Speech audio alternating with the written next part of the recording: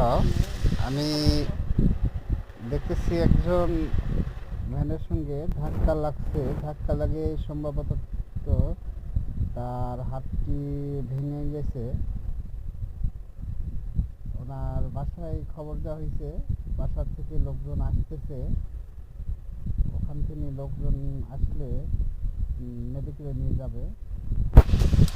আপনারা সবাই সাবধানে গাড়ি চালাবেন, আর এই ভাইয়ের জন্য সবাই দোয়া করবেন, উনি যেন তাড়াতাড়ি সুস্থ হয়ে যায়।